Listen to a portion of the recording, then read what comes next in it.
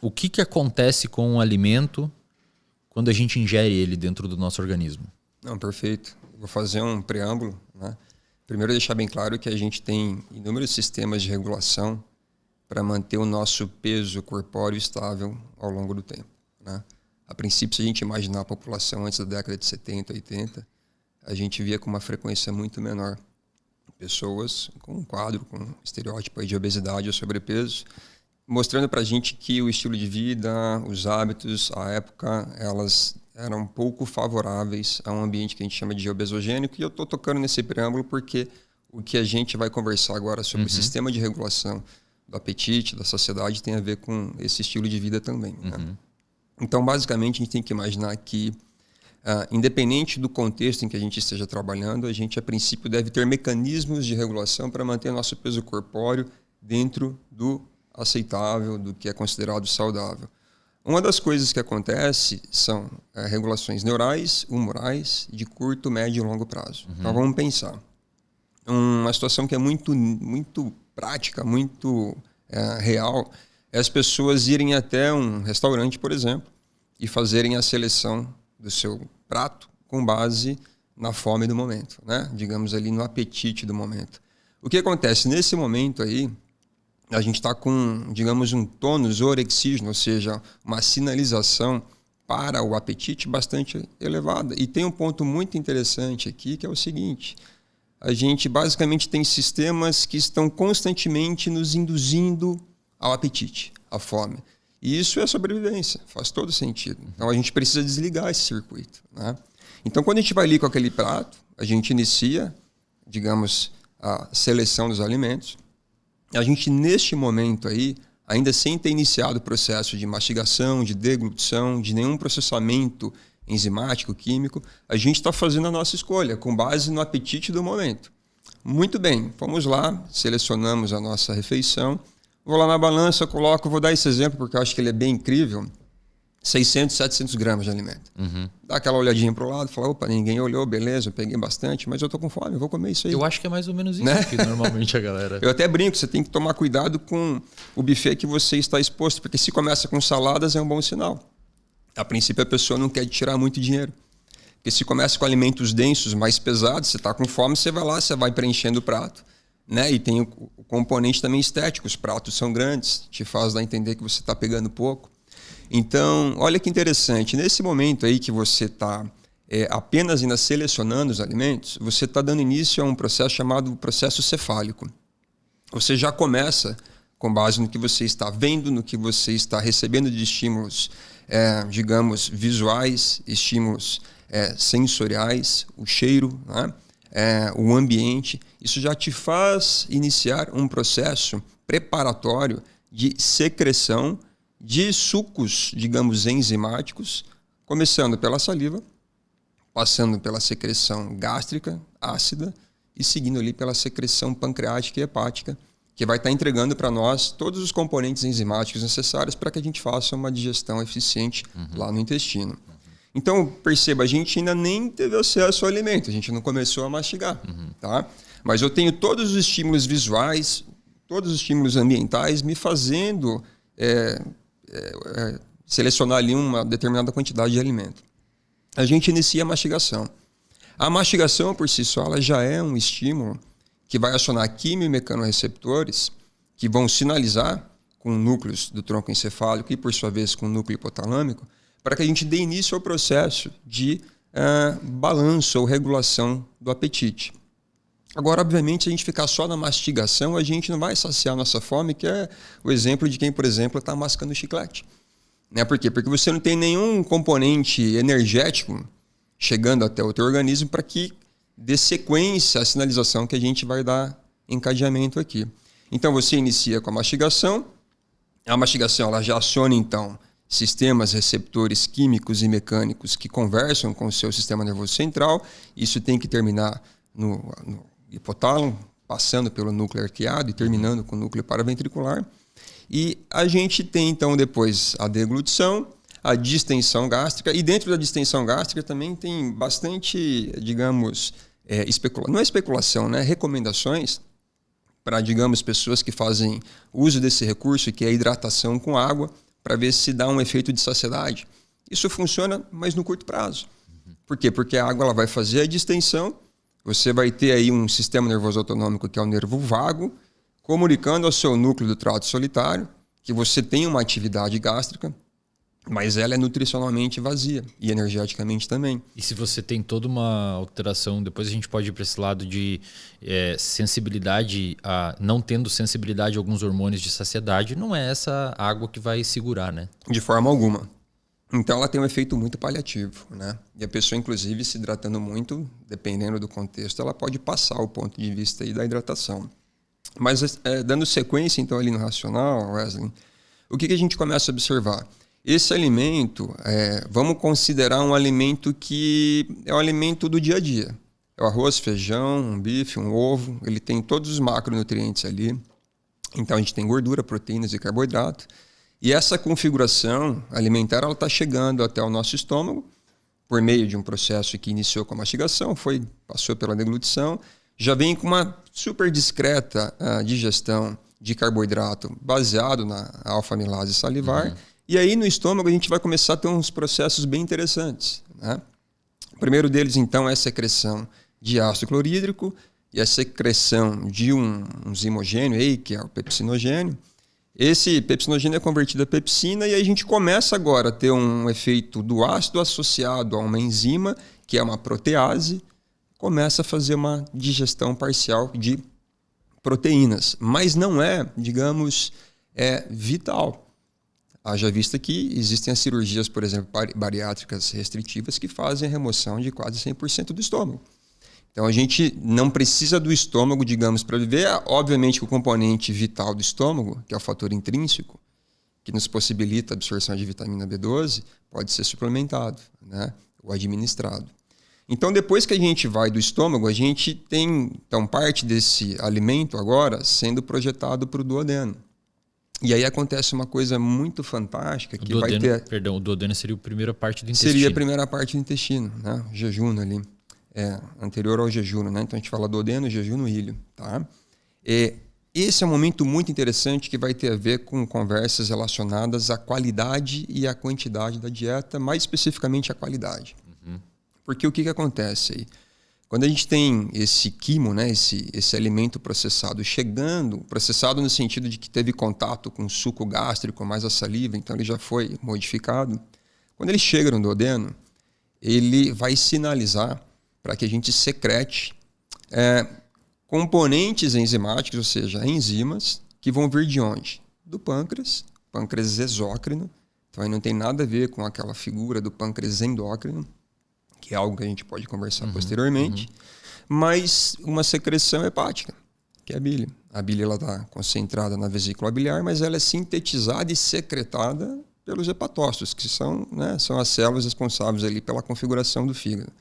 Quando a gente tem esse, digamos, suco pancreático mais a bile, nós temos todos os conteúdos enzimáticos necessários para que a gente inicie a digestão nessa fase intestinal.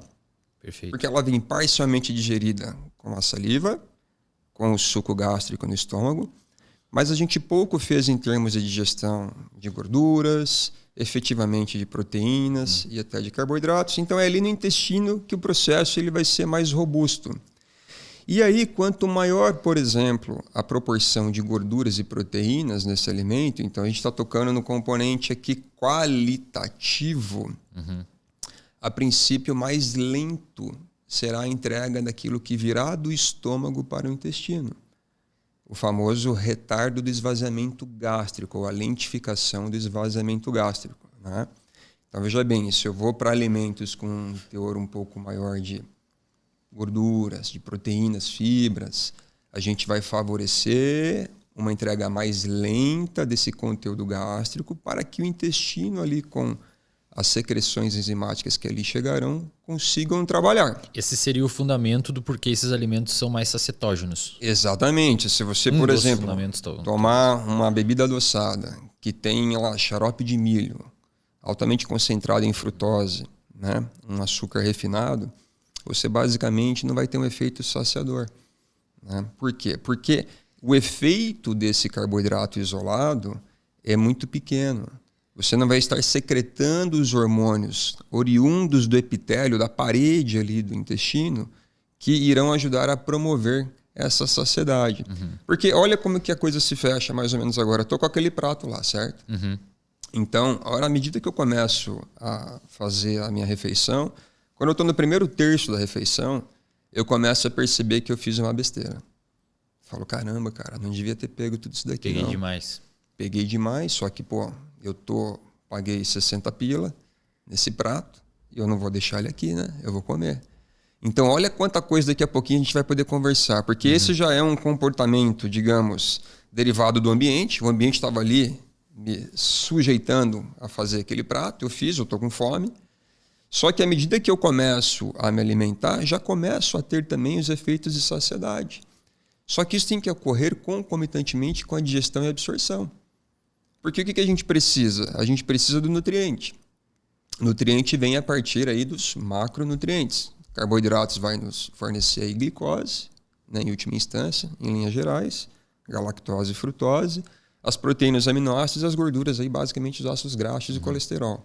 Então, quando a gente está fazendo a digestão, a gente precisa chegar na unidade menor desse alimento. Então, se a gente imaginar um carboidrato, um amido, ele é composto por blocos de glicose. São milhares de moléculas de glicose.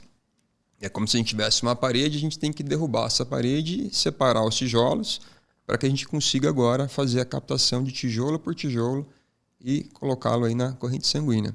Então, quando a gente está fazendo a digestão, a gente precisa chegar nessa unidade mínima, que a gente chama de monômeros, para que esses monômeros agora possam ser absorvidos.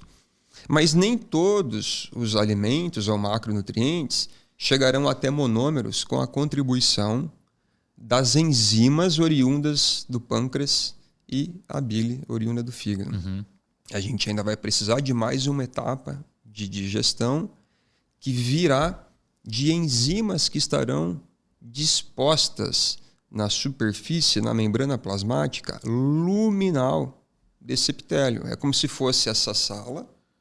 Eu e você que somos, por exemplo, um disacarídeo, somos a sacarose. E a carboidrato. Gente, né? Então, um disacarídeo, aí um açúcar, a gente vai precisar, nesse caso aqui, ser dissociado em glicose e frutose. A sacarose, para quem não conhece, é o açúcar de cozinha, que é oriunda aí da cana-de-açúcar ou da beterraba. Então, a amilase pancreática, ela não consegue fazer a separação da sacarose em glicose e frutose. Ela vai conseguir trabalhar com um grande polissacarídeo, com frações de polissacarídeos, e vai entregar frações, né, desses polissacarídeos que pode conter 3, 4 glicoses, uma maltotriose, uma maltose, que seriam 2 glicoses, uma maltotriose, 3 glicoses, uma dextrina, que pode ser uma cadeia ramificada ali de glicose. E então nessa, digamos, membrana celular, essas enzimas que estão disponíveis aí, elas nos auxiliarão no processo de digestão final.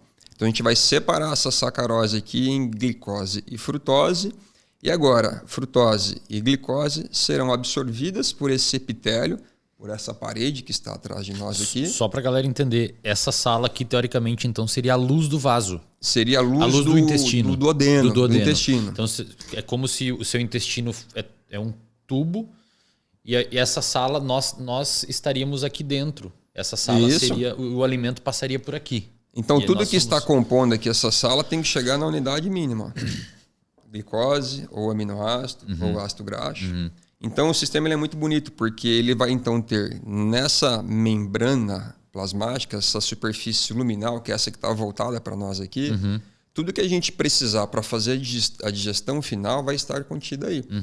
E a gente vai ter essas disacaridades, no caso, para a digestão final dos carboidratos, dos disacarídeos, que a gente tem também a lactose, que dá tema aí a discussão da intolerância à lactose. E a gente vai ter para alguns peptídeos, né? Para alguns tripeptídeos, a gente vai ter algumas dipeptidases, que vão permitir também que a gente faça a digestão de alguns di ou tripeptídeos.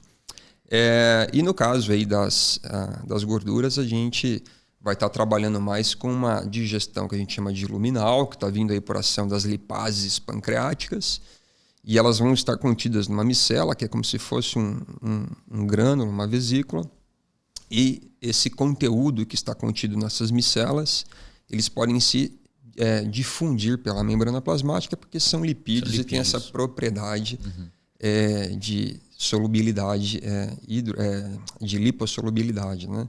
E esse circuito ele precisa se encerrar quando? Quando o alvo daquilo que foi digerido, no caso os alimentos, foi absorvido.